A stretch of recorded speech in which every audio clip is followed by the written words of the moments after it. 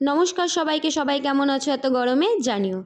আজকে নিশ্চয়ই তোমরা দেখে বুঝতেই পেরেছো কি ভিডিওতে দেখাচ্ছি। এই রেসিপিটা আমার নয়, রেসিপিটা হচ্ছে ভাইয়ের। ভাই একটু কোল্ড কফি বানাবে বলছিল, আমি সেই ফাঁকে একটু ভিডিও করে নিচ্ছিলাম আর ওই অরিও বিস্কুটগুলো একটা করে খেয়ে নিচ্ছিলাম। তো ড্রাই ফ্রুটগুলো প্রথমে মিক্সিতে গুঁড়ো করে নিল, ভালো করে গুঁড়ো করে একটা সাইডে রেখে দেওয়া হলো।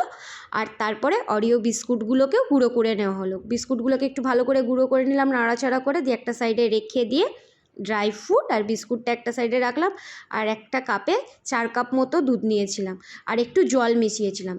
হ্যাঁ, আর দিয়েছিলাম 4 চামচ চিনি, ড্রাই ফ্রুটের গুঁড়ো, একটু বরফের কিউব দিয়েছিলাম আর দিয়েছিলাম গ্রেট করে কিছু বরফ দিয়ে ভালো করে সেটাকে ফেটিয়ে নেওয়ার পর তার মধ্যে মেশালাম চকলেট গুঁড়ো আর বিস্কুটের গুঁড়োটা আর 2 চামচ কফি, সেটাকে ভালো করে মিশিয়ে না। আর আমি এই যে সাইডে সিরাপটা দিয়ে গ্লাসগুলোকে ডেকোরেশন করে নিচ্ছিলাম আর একটু করে খেয়েও নিচ্ছিলাম। আর ওই পাশ থেকেও চিৎকার, বুঝতেই পারছো ভাই বোন একসাথে থাকলে যা হয়, আমাদেরও তাই হয়, মারপিট ঝগড়াঝাটি করে করে সমস্ত কিছু হচ্ছিল।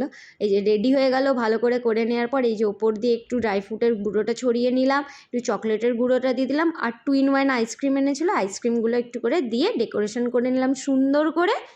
এরপরে এগুলোর উপরে ছড়িয়ে দেবো সিরাপটা, চকো সিরাপটা। তো চকলেট সিরাপটা ছড়িয়ে দেবো ভালো করে, সুন্দর করে ডেকোরেশন করে নিলাম। ও তো ডেকোরেশনের মাস্টার পুরো, ও খুব ভালো করে করে।